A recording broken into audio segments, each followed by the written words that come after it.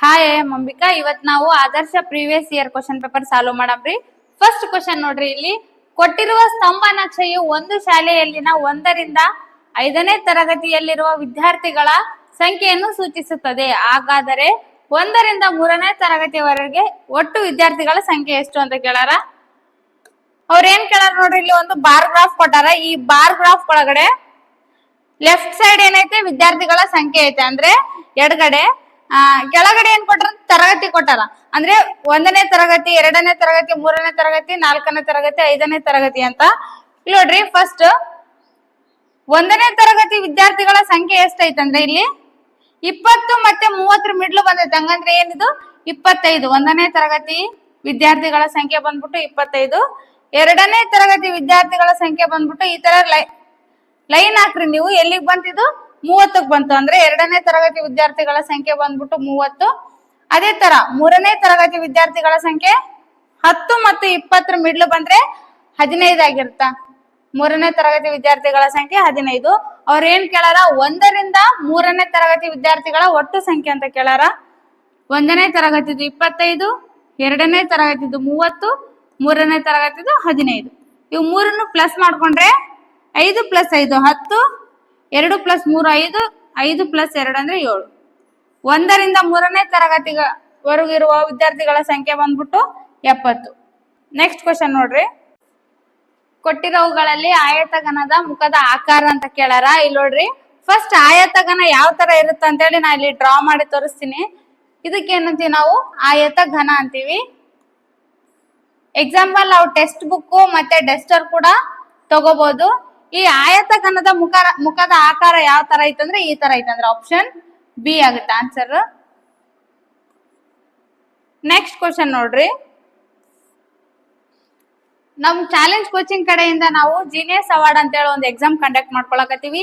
ನಿಮ್ ಮನೇಲಿ ಯಾರಾದ್ರೂ 4th ಸ್ಟ್ಯಾಂಡರ್ಡ್ ಮಕ್ಳಿದ್ರೆ ನೀವು ಈ ನಂಬರ್ಗೆ ಆ ಮಗುವಿನ ಹೆಸರು ಮತ್ತೆ ನಿಮ್ಮ ಅಡ್ರೆಸ್ ಏನಾದ್ರು ಕಳ್ಸಿದ್ರೆ ನಾವು ರಿಜಿಸ್ಟರ್ ಮಾಡ್ಕೋತೀವಿ. ಎಂಟ್ರಿ ಫೀಸ್ 200 ರೂಪಾಯಿ ಇರುತ್ತಾ. 4th ಸ್ಟ್ಯಾಂಡರ್ಡ್ ಇದ್ರೆ ನೀವು ಬರೆಸ್ರಿ. ನೆಕ್ಸ್ಟ್ ಕ್ವಶನ್ ನೋಡ್ರಿ, ಈ ಸಮೀಕರಣವನ್ನು ಬಿಡಿಸಿರಿ ಅಂತ ಕೇಳಾರ. ಕ್ವಶನ್ ಏನೈತಂದ್ರೆ ಇಲ್ಲಿ 10 × 10 × 1 - 10 × 0 ಅಂತ ಕೇಳಾರ.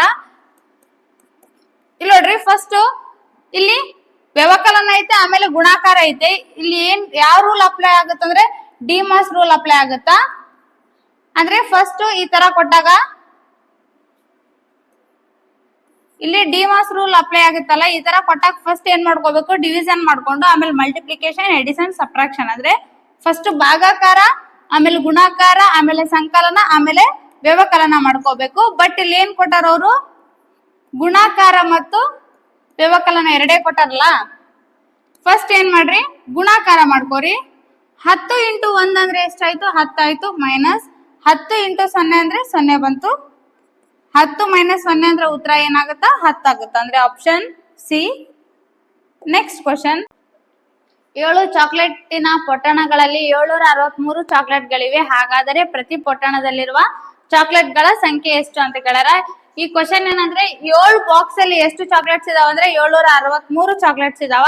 ಹಂಗಂದ್ರೆ ಪ್ರತಿ ಬಾಕ್ಸ್ ಅಲ್ಲಿ ಎಷ್ಟು ಚಾಕ್ಲೇಟ್ ಇರ್ತಾವ ಅನ್ನೋದು ಕ್ವಶನ್. ಇಲ್ಲಿ ನಾವ್ ಏನ್ ಮಾಡ್ಕೋಬೇಕಂದ್ರೆ ಭಾಗಾಕಾರ ಮಾಡ್ಕೋಬೇಕು. 7 ಪೊಟ್ಟಣಗಳಲ್ಲಿ 763 ಚಾಕ್ಲೇಟ್ಸ್ ಇದ್ರೆ ಒಂದು ಪೊಟ್ಟಣದಲ್ಲಿ ಎಷ್ಟು ಚಾಕ್ಲೇಟ್ ಇರ್ತಾವ ಅನ್ನೋದು ಕ್ವಶನ್. ಇಲ್ಲಿ ಏನ್ ಮಾಡ್ರಿ ನೀವು, ಓರೆ ಗುಣಾಕಾರ ಮಾಡಿದ್ರೆ ಅಂದ್ರೆ ಏಕಮಾನ ಪದ್ಧತಿ ಮಾಡಿದ್ರು ಬರುತ್ತಾ. 763 × 1 ಡಿವೈಡೆಡ್ ಬೈ 7, 763 ಡಿವೈಡೆಡ್ ಬೈ 7 ಆಗುತ್ತಾ. ಇವಾಗ ಏನ್ ಮಾಡ್ರಿ, ನಾವು 7ರಿಂದ 763ನ ಭಾಗಾಕಾರ ಮಾಡ್ಕೋಬೇಕು. 7ರಿಂದ 763ನ ಭಾಗಾಕಾರ ಮಾಡಿದ್ರೆ 7 × 1 = 7, 7ರಲ್ಲಿ 7 ಆದ್ರೆ 0 ಉಳಿತು. 6 ಇಳಿಸ್ಕೊರಿ.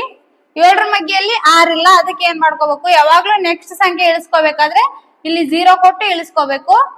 7 × 9 = 63. ಹಂಗಂದ್ರೆ ಒಂದು ಪೊಟ್ಟಣದಲ್ಲಿ ಎಷ್ಟು ಚಾಕ್ಲೇಟ್ಸ್ ಇದಾವ ಅಂದ್ರೆ 109. Option A. ನೆಕ್ಸ್ಟ್ ಕ್ವಶನ್ ನೋಡ್ರಿ, 12.8ರ ಭಿನ್ನರಾಶಿಯ ರೂಪ ಅಂತ ಕೇಳಾರ. ಅವ್ರ ಏನ್ ಕೊಟ್ಟಾರ, ಇಲ್ಲಿ ದಶಮಾಂಶ ರೂಪದಲ್ಲಿ ಕೊಟ್ಟಾಗ ಇದನ್ನ ನಾವೇನ್ ಮಾಡ್ಕೋಬೇಕು, ಭಿನ್ನ ರಾಶಿ ರೂಪದಲ್ಲಿ ಬರಿಬೇಕು. 12.8 ಅಂದ್ರೆ ಇದ್ರ ಕೆಳಗಡೆ ಏನಿಲ್ಲ ಅಂದ್ರೆ ಯಾವಾಗ್ಲೂ ಒಂದಿರುತ್ತಾ. ಇಲ್ಲಿ ಬಿಂದುವಿನ ಮುಂದೆ ಒಂದು ಸಂಖ್ಯೆ ಐತಲ್ಲ, ಅದಕ್ಕೆ ನಾವೇನ್ ಬರ್ಕೋಬೇಕು, ಕೆಳಗಡೆ ಒಂದು 0 ಬರ್ಕೋಬೇಕು. ಏನಾಗುತ್ತೆ ಇವಾಗ 128 ಡಿವೈಡೆಡ್ ಬೈ 10 ಆಗುತ್ತಾ. ಅಂದ್ರೆ ಆಪ್ಷನ್ ಡಿ. ಒಂದು ಪ್ಯಾಕೆಟ್ ಅಡಿಗೆ ಎಣ್ಣೆಯ ಬೆಲೆ 96 ರೂಪಾಯಿ 50 ಪೈಸೆ ಆದರೆ ಅಂತಹ 8 ಪ್ಯಾಕೆಟ್ಗಳ ಬೆಲೆ ಎಷ್ಟು ಅಂತ ಕ್ವಶನ್ ಕೇಳಾರ. ಇಲ್ಲಿ ಏನ್ ಮಾಡ್ಕೋಬೇಕು ನಾವು, ಏಕಮಾನ ಪದ್ಧತಿ ಮಾಡ್ಕೋಬೇಕು. ಅಂದ್ರೆ ಒಂದು ವಸ್ತುವಿನ ಬೆಲೆ ಕೊಟ್ಟು ಜಾಸ್ತಿ ವಸ್ತು ಕೇಳಿದ್ರೆ ನಾವು ಗುಣಾಕಾರ ಮಾಡ್ಕೋಬೇಕು. ಇಲ್ಲಿ ಒಂದು ಪ್ಯಾಕೆಟ್ ನ ಬೆಲೆ ಎಷ್ಟು ಅಂತ ಹೇಳ್ಯಾರ ಅವರು. ಒಂದು ಪ್ಯಾಕೆಟ್ ನ ಬೆಲೆ ಬಂದ್ಬಿಟ್ಟು 96 ರೂಪಾಯಿ 50 ಪೈಸೆ ಆದ್ರೆ 8 ಪ್ಯಾಕೆಟ್ ನ ಬೆಲೆ ಎಷ್ಟು ಅನ್ನೋದು ಕ್ವಶನ್. ಇಲ್ಲಿ ಏಕಮಾನ ಪದ್ಧತಿ ಮಾಡ್ಬೇಕಾದ್ರೆ ಏನ್ ಮಾಡ್ಕೋಬೇಕು, ಪ್ಯಾಕೆಟ್ ಒಂದ್ ಸೈಡ್ ಬರ್ಕೋರಿ, ರೂಪಾಯಿ ಒಂದ್ ಸೈಡ್ ಬರ್ಕೋರಿ. ಇವಾಗ ಏನ್ ಬರ್ಬೇಕಂದ್ರೆ 8 ಇಂಟು 96.50 ಡಿವೈಡೆಡ್ ಬೈ 1 ಮಾಡ್ಕೋಬೇಕು. ಇಲ್ಲಿ ಇವಾಗ ಏನ್ ಮಾಡ್ಬೇಕು, 96.50 ನಾವೇನ್ ಮಾಡ್ಕೋಬೇಕು, ಇಂಟು 8 ಮಾಡ್ಕೋಬೇಕು. 8 ಇಂಟು 0 ಅಂದ್ರೆ 0 ಬರುತ್ತಾ, 8 5 40, 8 6 48 ಪ್ಲಸ್ 4 ಅಂದ್ರೆ 52, 8 9 72 ಪ್ಲಸ್ 5 ಅಂದ್ರೆ 77 ಬರುತ್ತಾ. ಇಲ್ಲಿ ನೋಡ್ರಿ, ಗುಣಾಕಾರ ಮಾಡ್ಬೇಕಾದ್ರೆ ಇಲ್ಲಿ ಏನಾದ್ರು ಬಿಂದು ಇದ್ರೆ ಇಲ್ಲಿ ಎಷ್ಟು ಸಂಖ್ಯೆ ಮುಂದೈತೆ, 2 ಸಂಖ್ಯೆ ಆದ್ಮೇಲೆ ಬಿಂದು ಐತಲ್ಲ, ಇಲ್ಲಿ ಕೂಡ 2 ಸಂಖ್ಯೆ ಆದ್ಮೇಲೆ ಬಿಂದು ಕೊಟ್ಕೋಬೇಕು. ಇವಾಗ 8 ಪ್ಯಾಕೆಟ್ ಅಡಿಗೆ ಎಣ್ಣೆಯ ಬೆಲೆ ಬಂದ್ಬಿಟ್ಟು 772 ರೂಪಾಯಿ, ಅಂದ್ರೆ ಆಪ್ಷನ್ ಎ. ನೆಕ್ಸ್ಟ್ ಕ್ವಶನ್ ನೋಡ್ರಿ,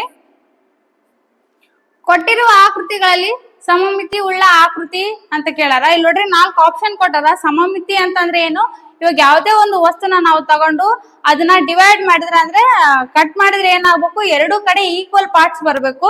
ಅದೇ ತರ ಇಲ್ಲಿ ನೋಡ್ರಿ ಕೊಟ್ಟಿರೋ 4 ಆಪ್ಷನ್ ಅಲ್ಲಿ ಸಮಮಿತಿ ಉಳ್ಳ ಆಕೃತಿ ಯಾವುದು ಅಂತಂದ್ರೆ ಆಪ್ಷನ್ ಸಿ.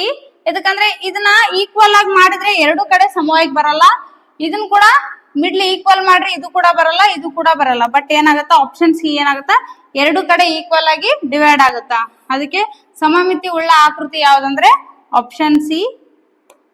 ನೆಕ್ಸ್ಟ್ ಕ್ವಶನ್, ಕೊಟ್ಟಿರುವ ಚಿತ್ರದಲ್ಲಿ ತ್ರಿಜ್ಯಗಳು ಎಷ್ಟು ಅಂತ ಕೇಳಾರ. ಫಸ್ಟ್ ತ್ರಿಜ್ಯ ಅಂದ್ರೆ ಏನಂತಂದ್ರೆ ವೃತ್ತದ ಕೇಂದ್ರ ಬಿಂದುವಿನಿಂದ ವೃತ್ತದ ಎಂಡಿಗೆ ಅಂದ್ರೆ ಎಂಡ್ ಪಾಯಿಂಟ್ ಟಚ್ ಆಗಿರುತ್ತಲ್ಲ, ಅದಕ್ಕೆ ಏನಂತೀವಿ ನಾವು ತ್ರಿಜ್ಯ ಅಂತ ಕರಿತೀವಿ.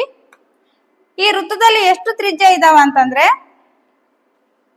ವೃತ್ತದ ಕೇಂದ್ರ ಬಿಂದು ಇದು, ಈ ವೃತ್ತದ ತುದಿಗೆ ಟಚ್ ಆಗ್ಬಿರ್ಬೇಕು, ಅಂದ್ರೆ ವೃತ್ತದ ಎಂಡಿಗೆ, ಅಂದ್ರೆ OX ಒಂದು ತ್ರಿಜ್ಯ, ಆಮೇಲೆ O ಮತ್ತು B ಒಂದು ತ್ರಿಜ್ಯ,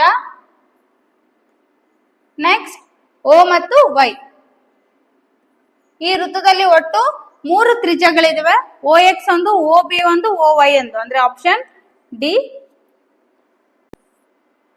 ಒಂದು ರೈಲು ಗಾಡಿಯು ಬೆಳಿಗ್ಗೆ 7:15ಕ್ಕೆ ತಿರುಪತಿ ನಿಲ್ದಾಣದಿಂದ ಹೊರಟು ಬೆಂಗಳೂರು ನಿಲ್ದಾಣವನ್ನು ಮಧ್ಯಾಹ್ನ 13:10 ತಲುಪುತ್ತದೆ. ರೈಲು ಬೆಂಗಳೂರು ನಿಲ್ದಾಣವನ್ನು ತಲುಪಲು ತೆಗೆದುಕೊಂಡ ಸಮಯ ಎಷ್ಟು ಅನ್ನೋದು ಕ್ವಶನ್.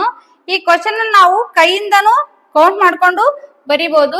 ಎಕ್ಸಾಂಪಲ್ ನೋಡ್ರಿ, 7:15 13:10 ಅಂದ್ರೆ 1 ಗಂಟೆ, ಮಧ್ಯಾಹ್ನ 1 ಗಂಟೆ 10 ನಿಮಿಷ.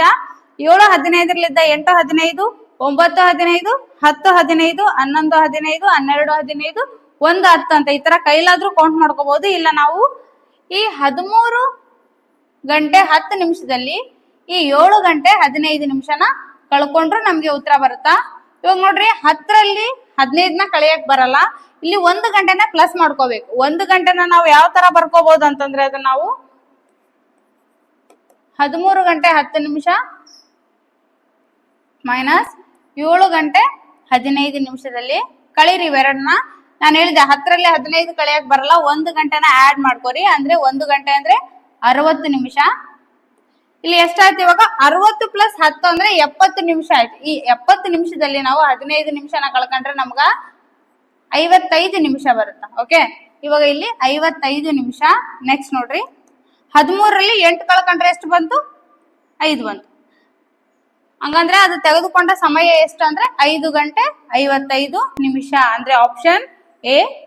ನೆಕ್ಸ್ಟ್ ಕ್ವಶನ್ ನೋಡ್ರಿ, ಒಬ್ಬ ತರಕಾರಿ ವ್ಯಾಪಾರಿಯ ಹತ್ತಿರ 8 kilogram 200 gram tomato, 5 kilogram 850 gram ಆಲೂಗಡ್ಡೆ ಮತ್ತು 3 ಕಿಲೋಗ್ರಾಂ 350 ಗ್ರಾಂ ಕ್ಯಾರೆಟ್ ಇದೆ. ಹಾಗಾದರೆ ಅವನ ಬಳಿ ಇರುವ ಒಟ್ಟು ತರಕಾರಿ ತೂಕ ಎಷ್ಟು ಅಂತ ಕೇಳಾರ. ಇಲ್ಲಿ ಒಟ್ಟು ಅಂತ ಕೇಳಿದ್ರೆ ನಾವೇನ್ ಮಾಡ್ಕೋಬೇಕು, ಎಲ್ಲಾನು ಪ್ಲಸ್ ಮಾಡ್ಕೋಬೇಕು. 8 ಕೆಜಿ 200 ಗ್ರಾಂ ಏನೈತೆ ಅವನ ಹತ್ರ ಟೊಮೊಟೊ ಐತೆ, 5 ಕೆಜಿ 850 ಗ್ರಾಂ ಆಲೂಗಡ್ಡೆ ಮತ್ತು 3 ಕೆಜಿ 350 ಗ್ರಾಂ ಕ್ಯಾರೆಟ್ ಐತೆ. ಅವನ ಬಳಿ ಇರುವ ಒಟ್ಟು ತರಕಾರಿ ಎಷ್ಟು ಅಂತ ಕೇಳಿದ್ರೆ ಇವೆಲ್ಲಾನು ಪ್ಲಸ್ ಮಾಡ್ರಿ. ತರಕಾರಿ ತೂಕ ಅಂತ ಕೇಳಾರ. 0 + 0 ಅಂದ್ರೆ 0 ಆಗುತ್ತಾ, 5 + 5 10, 8 + 2 10, 10 + 4 ಅಂದ್ರೆ 14 ಆಯ್ತು. ಕೆಜಿ ಬರ್ಕೋರಿ. ನೆಕ್ಸ್ಟ್ 8 + 5 ಅಂದ್ರೆ ಎಷ್ಟಾಯ್ತು, 13 ಆಯ್ತು. 13 + 3 ಅಂದ್ರೆ 16 ಆಯ್ತು. 16 + 1 ಅಂದ್ರೆ 17 ಆಯ್ತು. ಅಂದ್ರೆ ಆ ವ್ಯಾಪಾರಿ ಬಳಿ ಇರುವ ಒಟ್ಟು ತರಕಾರಿ ತೂಕ ಬಂದ್ಬಿಟ್ಟು ಎಷ್ಟಂದ್ರೆ 17 ಕೆಜಿ 400 ಗ್ರಾಂ ಅಂದ್ರೆ ಆಪ್ಷನ್ ಡಿ